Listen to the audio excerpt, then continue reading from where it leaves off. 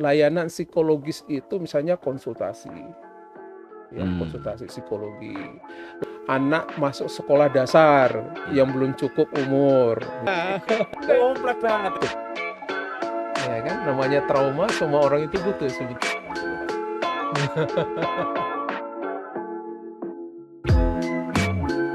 Manusia, saat itulah Allah akan memberikan kita kemuliaan, dan sesungguhnya bersama kesulitan akan kita temukan sebuah kemudahan. Sobat RSSB, selamat bergabung dengan podcastnya RSSB Sragen. Masih bersama saya Bian Gadolojo, dan hari ini kita kedatangan narasumber, yaitu seorang psikolognya Rumah Sakit Umum Dr. Suhadi Brionegoro Sragen, Bapak Idris Yusuf Minun, SPSI. Selamat pagi Pak Idris. Selamat pagi, Assalamualaikum warahmatullahi wabarakatuh. Waalaikumsalam warahmatullahi wabarakatuh. Bagaimana kabar hari ini? Alhamdulillah, sehat-sehat. Hari Jumat. Iya. Terima kasih atas waktunya untuk hari ini bersama podcast RSSB. Dan untuk omong-omong materi hari ini, materinya apa nih Pak? Ya, kita coba bicara tentang layanan psikologi di rumah sakit Suhadi Brionegoro. Oh, layanan psikologi di RSUD Sragen Pak ya? Siap. Untuk layanan psikologi klinis ini mungkin bisa digambarkan untuk sebenarnya apa sih psikologi klinis ini, dan dasar-dasarnya mengapa harus ada psikologi klinis di RSSB ini Pak? Oke, terima kasih. Mungkin sebelumnya saya mau kasih pantun dulu satu Pak ya. Oke, iya silahkan Pak. Oke, pergi ke pantai lihat ubur-ubur. Memancing ikan dapat yang kurus. Rawatlah hati agar subur. Cakep. Kesehatan psikologi inti kebahagiaan. Alhamdulillah cakep. Oke. Baik. Ya, kalau kita bicara tentang psikologi klinis, jadi ada dua hal. Psikologi itu kan layanan psikologi ya. Kalau psikologi itu orangnya. Iya. Jadi kenapa harus ada psikologi klinis, layanan psikologi klinis di rumah sakit? Nah, ada beberapa dasar hukum yang penting harus kita perhatikan ya di dalam Undang-Undang 17 ya tentang kesehatan, Undang-Undang 17 tahun 2023 ditegaskan sekali di situ bahwa ada tenaga medis ya di dalamnya, ada tenaga kesehatan dan juga ada tenaga penunjang. Nah, psikolog klinis itu di dalam Undang-Undang 17 tahun 2023 itu tentang kesehatan, psikolog klinis itu masuk di tenaga kesehatan. Iya. Jadi itu ada 11 jenis ya tenaga kesehatan, salah satunya termasuk psikolog klinis. Ya, psikologi klinis. Jadi seperti misalnya juga ada perawat, bidan, fisioterapi dan lain sebagainya. Nah, psikolog klinis itu masuk salah satu. Dan kemudian juga kalau kita lihat lagi, psikolog klinis itu sebetulnya sudah merambah di beberapa instansi dan layanan publik sebetulnya gitu ya. Kalau kita lihat berdasarkan Undang-Undang Republik Indonesia tahun nomor 12 tahun 2022 tentang tindak pidana kekerasan seksual, salah satu alat bukti salah satu alat bukti dalam persidangan itu adalah surat keterangan psikolog klinis. Oh gitu ya Pak ya? Iya, itu dalam Undang-Undang 12 tahun 2022 tentang TPKS ya. Itu harus ada gitu. Nah, makanya kita beruntung di rumah sakit kita ini sudah punya psikolog klinis, dan ke depan mungkin kita akan sering berkolaborasi juga dengan pihak kepolisian, kemudian kejaksaan dan lain sebagainya, agar supaya mereka yang korban ini mendapatkan pendapat. Jadi tidak hanya sekedar itu sebetulnya Pak. Juga mereka juga mendapatkan pendampingan berdasarkan itu dalam undang-undang ini wajib untuk mereka mengalami kekerasan itu harus mendapatkan pendampingan. Ya, kemudian juga kalau kita lihat juga di dalam Peraturan Menteri Kesehatan nomor 45 tahun 2017 itu juga di mana kualifikasi seorang psikolog klinis itu adalah dia berpendidikan sebagai psikolog klinis. Ya, di beberapa perguruan tinggi saat ini itu sudah ada program pendidikan khusus untuk psikolog klinis. itu sudah ada. Dan kemudian juga satu hal yang menjadi penting juga, ya, harus memiliki STR. Oh, seorang psikolog ini ya? Harus punya gitu STR. ya? Jadi tidak jadi karena kita sebagai nakes, ya, berdasarkan peraturan Menteri nomor 7 Undang-Undang 17 tadi itu, kita harus psikolog klinis harus punya STR. Tidak hanya sekedar STR, harus juga punya izin praktek. Berarti Surat kayak izin praktek SIP-nya itu Pak ya? SIP harus punya, sehingga benar-benar layanan kita psikolognya terlindungi oleh negara, yang mendapatkan layanan psikologi juga terlindungi oleh negara. Jadi mereka benar-benar hadir dalam proses pelayanan psikolog klinis, itu benar-benar negara hadir. Jadi dalam hal ini, sehingga masyarakat tidak perlu ragu, ya, untuk mendapatkan layanan psikologi. Apakah nanti kerahasiaannya termasuk gitu kan? Ya. Kemudian pelayanannya seperti apa, hak dan kewajibannya jadi jelas karena ini diatur dalam undang-undang ya. Gitu. Oke. Jelas. Berarti juga banyak juga untuk dasar hukumnya Pak ya. Iya. Kemudian untuk yang di RSSB sini, di Rumah Sakit Umum Muswati sini, itu bentuk layanan psikologi klinisnya seperti apa aja Pak itu Pak ya? Iya. Untuk layanan psikolog klinisnya di rumah sakit, kita juga mengacu pada Peraturan Menteri Kesehatan kembali 45 situ tadi, ya. Tahun 2017. Salah satunya itu adalah memberikan pelayanan edukasi kepada masyarakat tentang kesehatan jiwa, ya. Kemudian memberikan layanan psikologis itu misalnya konsultasi. Ya, konsultasi psikologi, layanan misalnya yang sering ya yang kita lakukan, dan kebetulan saya di rumah sakit ini kan baru sekitar 6 bulanan ya. Oh iya. Pindah di sini, kita sudah memberikan pelayanan itu misalnya untuk anak masuk sekolah dasar yang belum cukup umur, misalnya dalam peraturan Menteri Pendidikan itu kan umurnya anak masuk sekolah itu kan harus 7 tahun ya. 7 tahun. Nah, mereka yang kurang dari 7 tahun itu kan boleh masuk, tapi harus ada namanya surat rekomendasi dari psikolog. Apakah anak ini sudah matang layak secara psikologis atau tidak. Dan kemudian juga pemetaan psikologis, ya, posisi kita itu psikologis kita itu kayak apa sih sebetulnya? Kita lebih menyebutnya itu melakukan asesmen psikologi, ya, melakukan asesmen psikologi dan asesmen, kemudian wawancara, ya, terapi dan intervensi psikologi. Terapi itu masuk intervensi psikologi. Ini kan model-model layanan kita di rumah sakit. Jadi dan kemudian juga tidak hanya itu, rumah sakit kita juga sekarang sudah kedatangan mereka yang bekerja ke luar negeri ya. Ke Taiwan, ke Jepang, ke Jerman. Ya. Nah, berdasarkan peraturan pemerintah juga itu harus punya salah satu syarat untuk bisa bekerja di luar negeri saat ini mulai tahun 2023 kalau tidak salah, itu atau 2024 itu seorang pekerja imigran itu harus punya surat rekam harus juga Pak ya? rekomendasi, harus hasil pemeriksaan psikologi. Kebetulan saya tahun 2020 itu terlibat dalam proses penyusunan peraturan Menteri Kesehatan untuk pekerja imigran, ya, terlibat di situ. Dan sehingga kenapa ini penting?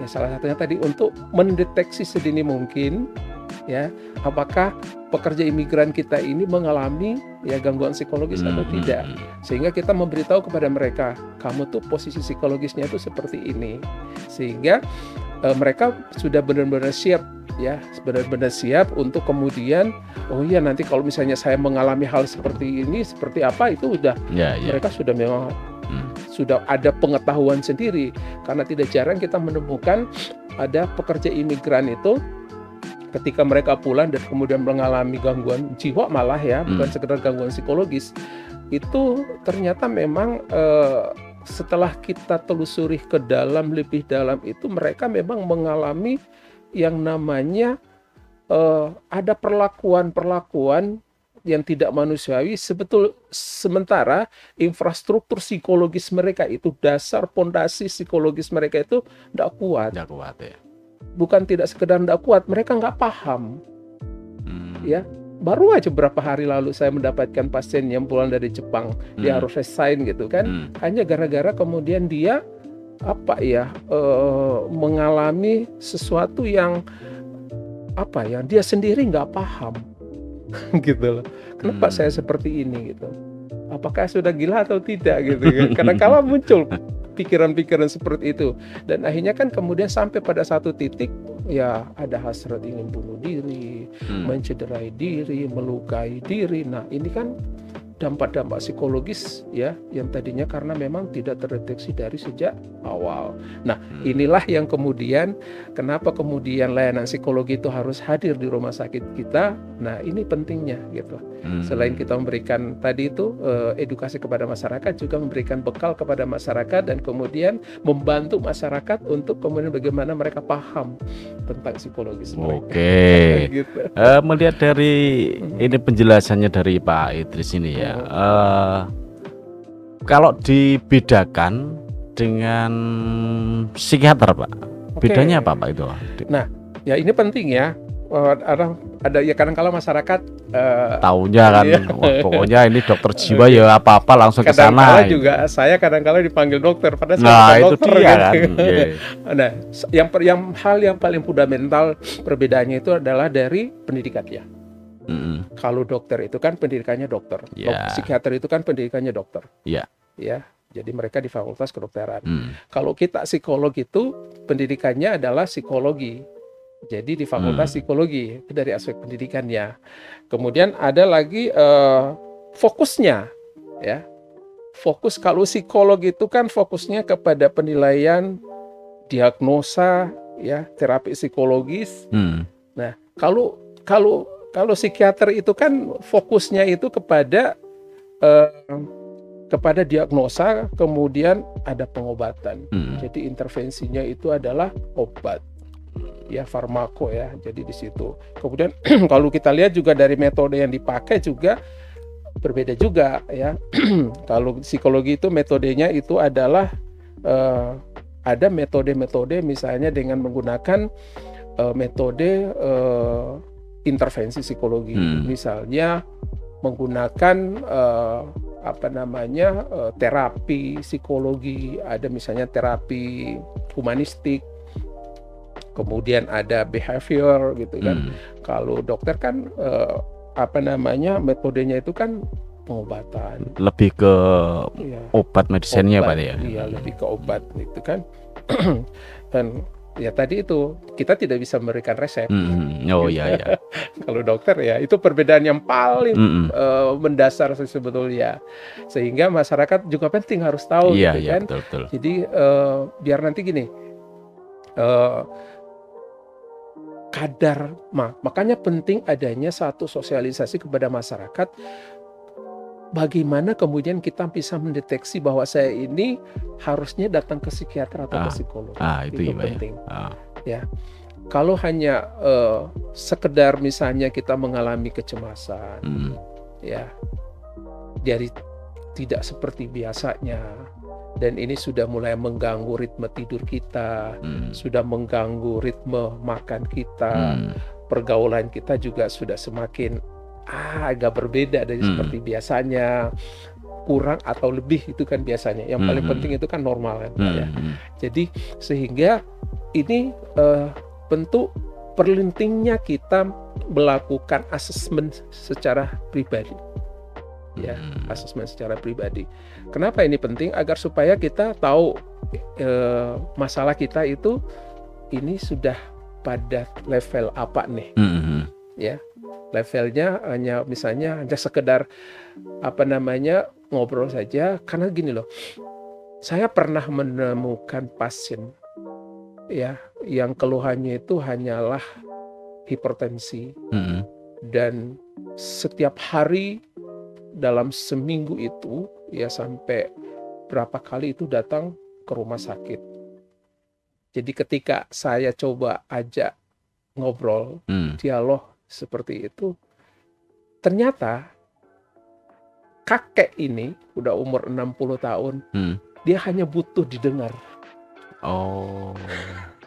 Dia hanya butuh didengar. dia ngomong kita dengar, Hmm. apa yang perlu untuk kita beritahu sama dia, apa yang perlu kita respon. Alhamdulillah dalam minggu kemudian tensinya turun. Sampai kemudian hari ini dia sudah bisa menerima Hmm. ya kondisi umur dia yang sudah sepuh. Ya.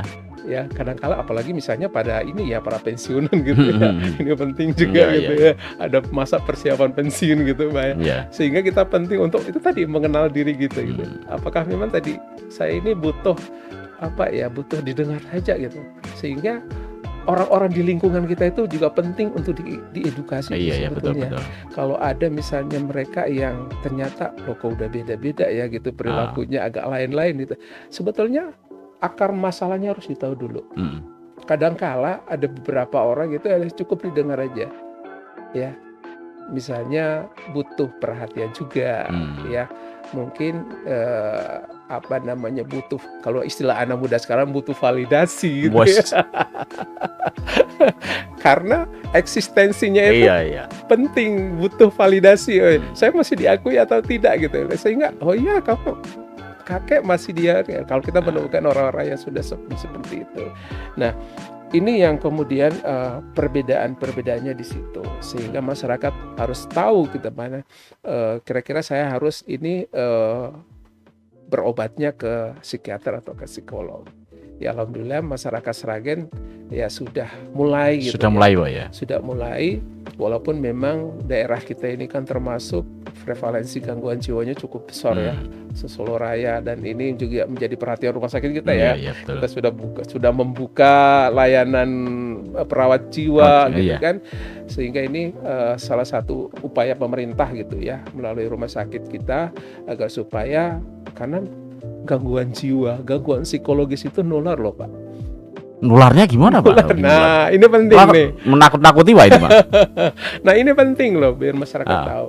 Saya contohkan, misalnya di dalam satu rumah, ada yang mengalami gangguan kecemasan, ya dalam satu rumah gitu ya, mengalami gangguan kecemasan. Kecemasannya itu ngomongnya udah nggak karuan, gitu kan.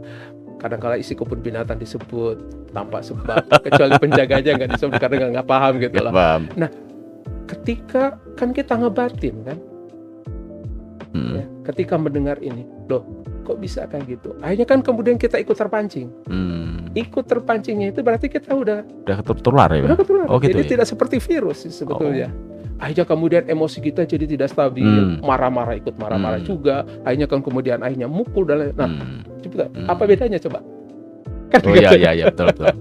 Nah makanya kan hati-hati. Sehingga tadi saya katakan tadi, pahami gejala psikologis kita secara pribadi. Kalau profesor saya bilang waktu saya kuliah itu, kita secara individu juga bisa menjadi seorang psikolog, minimal untuk diri kita. Itu penting. Agar supaya apa? Kita memahami setiap ritme kehidupan kita. Gitu, ritme kehidupan kita, agar supaya kemudian pada saat seperti apa saya ini udah berbeda gitu. Ya kan? Nah, tidak seperti misalnya zaman-zaman sekarang itu kan kadang-kala ada orang ketika dia punya masalah, ya udahlah saya memang udah kayak gitu masalahnya.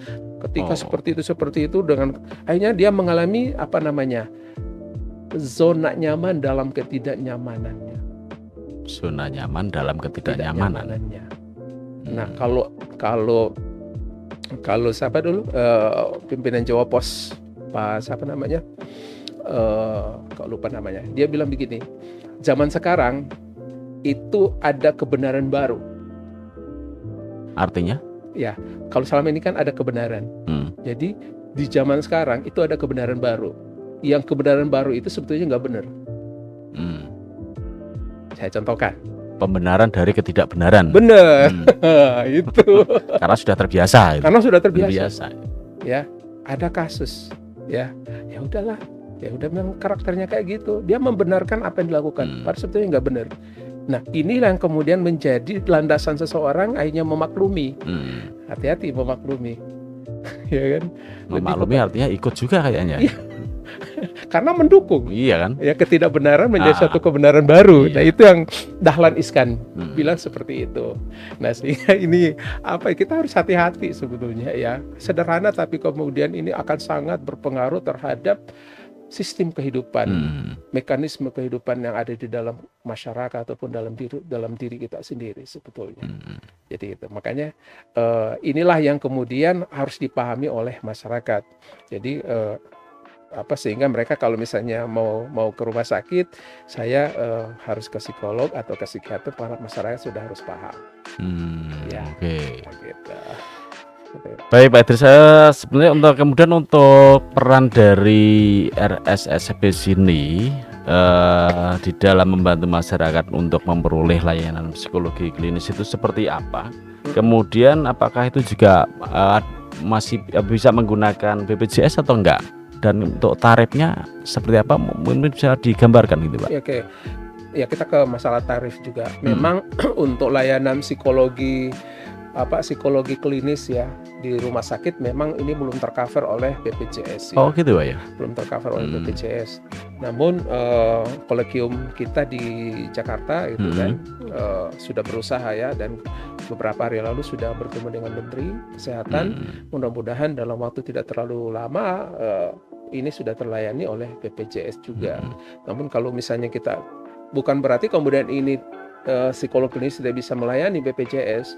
Bisa melayani BPJS itu harus melalui harus mendapat rujukan dari psikiater. Jadi misalnya masyarakat misalnya ya butuh layanan psikologi untuk untuk mendapatkan layanan psikologi misalnya gitu ya, itu harus ke poli jiwa dulu. Dia coba mendapatkan rujukan dari psikiaternya, dan kemudian mereka rujukan ke kita, ke kami di klinik psikologi, dan kita akan layani. Dan mekanisme ini sudah berjalan sebetulnya di rumah sakit kita Pak ya. Ada beberapa pasien kita yang itu dirujuk ke dari loket itu ke ke poli jiwa, dari poli jiwa itu kemudian dioper ke klinik psikologi. Nah, kemudian masalah peran rumah sakit. Peran rumah sakit ya. Ya, peran rumah sakit. Nah, beberapa hari lalu saya sudah berdialog dengan pihak manajemen untuk meningkatkan pelayanan kita. Mungkin ke depan nanti layanan misalnya untuk tes psikologi kita sudah lebih ke online ya. Jadi ini gitu bentuk ya. komitmen rumah sakit ini luar biasa ya. Saya sempat ngobrol dengan manajemen kemarin. Ke depan ya kalau bisa, yang pertama efektif dan efisien. Ya. Efisiennya itu karena psikologi itu kan identik dengan kertas ya. Identik dengan kertas karena alat-alat tes psikologi itu kan semua gitu. Berkaca banyak ya Pak ya? Oh ya, bayangkan aja dalam satu tes psikologi itu ya, paling tidak kita menghabiskan kertas itu paling minim itu 20 lembar. Ya, satu orang. Kalau misalnya 10 orang gitu ya. Karena tes psikologi itu kan ada sampai 5 alat tes yang kita pakai. Apa aja itu Pak? Ya, misalnya ada tes IQ, ada tes kepribadian. Tes kepribadiannya ada macam-macam. Kemudian ada tes kemampuan kerja. Tes kemampuan kerja ini ada macam-macam lagi gitu kan. Kemudian ada tes tes menggambar, itu masuk dalam tes kepribadian ya. Dan kemudian jadi kalau secara umum itu tes IQ, kepribadian, dan kemudian kemampuan kerja. Tapi ini kemudian dipecah-pecah lagi. Banyak lagi gitu. Sehingga kita harus berpikir dengan kondisi zaman seperti ini ya, kenapa tidak kita menggunakan teknologi gitu. Dan mudah-mudahan ke depan kita pelayanannya lebih efektif, efisien. Jadi masyarakat, apalagi di rumah sakit kita ini kan untuk pendaftaran online kan sudah ada ya. Sudah. Nah, mereka mendaftar online mungkin seperti yang saya lakukan di rumah sakit saya dulu, itu mereka hanya mendapatkan satu kayak voucher gitu ya. Voucher, dan kemudian kita kasih nomor voucher itu, dan kemudian bisa mereka membuka akses. Ya, jadi walaupun mereka berada di rumah gitu kan, sambil duduk-duduk gitu kan, mengerjakan tes psikologi gitu, kan lebih efektif gitu ya. Betul.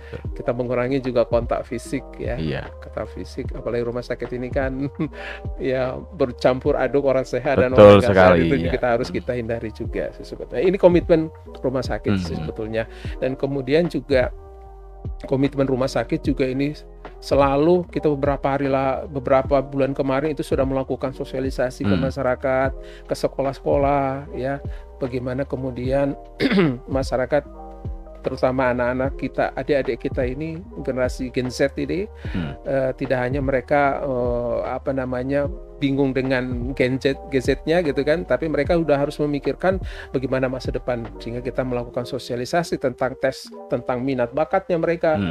Dan sangat mengejutkan juga ketika kita tanya gitu kan, apakah Anda sudah ngerti? Ada pertanyaan sederhana, apakah udah ngerti? Anda harus melanjutkan kemana? Yang muncul bingung. Belum tahu. Bingung. Dan kadangkala kalaupun mereka memilih, ketika kita tanya kenapa kamu memilih jurusan A, ya karena teman saya juga memilih jurusan A gitu. Kan repot kalau seperti ini. Jadi tidak jarang kita menemukan ada adik kita itu ketika mereka kuliah, mereka menemukan masalah di semester pertama, terutama semester pertama, kedua dan ketiga ini kan masa krusial sebetulnya. Nah, di mana mereka ini tadi itu infrastruktur psikologisnya, ketidaktahuan mereka terhadap siapa dirinya itu secara psikologis ini jadi problem. Sehingga ketika kok bisa ya? Akhirnya keluar semester pertama IP-nya cuma 0, sekian, 1, sekian gitu kan. Sementara temannya ya 3, sekian gitu. Nah, ini ketika dia sudah kena mental seperti itu, ya sudah drop. Apalagi kalau struktur psikologisnya rapuh gitu kan. Betul. Udah gitu. Ya syukur-syukur misalnya dia ketemu dengan orang yang baik. Ya udah masih motivasi. Kalau misalnya dikasih nih, coba nih 1 biji aja. Coba kan gitu ya. Terus jadi pembelajaran lagi tuh nanti ya. Lagi gitu lah. Ya siapa suruh saya disuruh disuruh kuliah di sini gitu kan. Padahal ini yang menjadi penting sekali. Oke.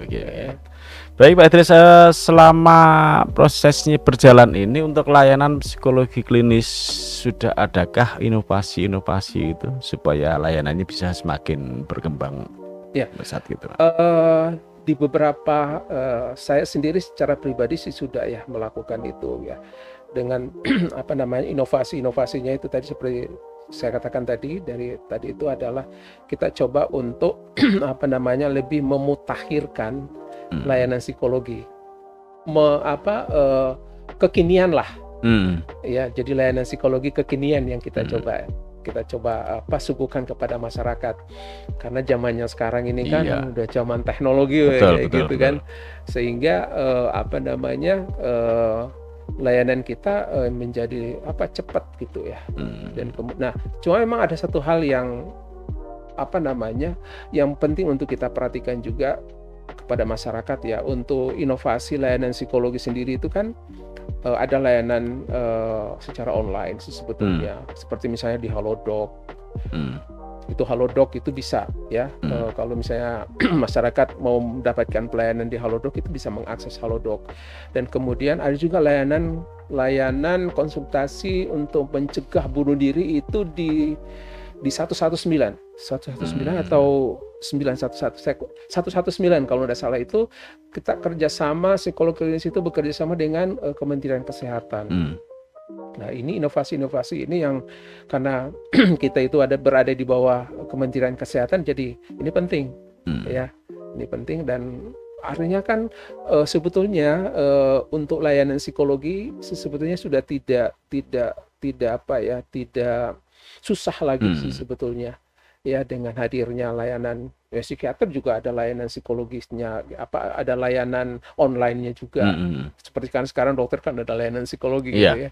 Mudah-mudahan dengan berkembangnya teknologi ini peran-peran kita sebagai psikologi tidak tergantikan oleh IT artificial intelligence gitu kan. Saya beberapa hari lalu ya bertemu dengan seseorang gitu ya, secara tidak sengaja gitu kan. Ketika saya perkenalkan diri saya psikolog, oh kebetulan gitu ya, katanya oh kebetulan gitu lah. Saya ingin klarifikasi satu hal gitu. Sekarang kan sudah banyak masyarakat itu konsulnya itu ke AI, ke artificial intelligence. Jadi mereka AI. misalnya ngetik masalah saya ini itu udah muncul, kamu harus melakukan apa gitu. Lupa saya apa namanya itu ya. Ada satu aplikasi itu yang ada, saya lupa apa namanya itu.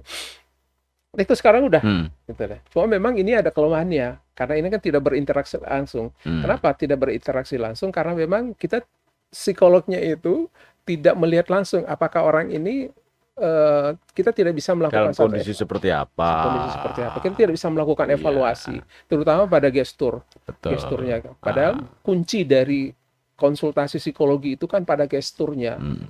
pada konsultasinya sih sebetulnya. Hmm.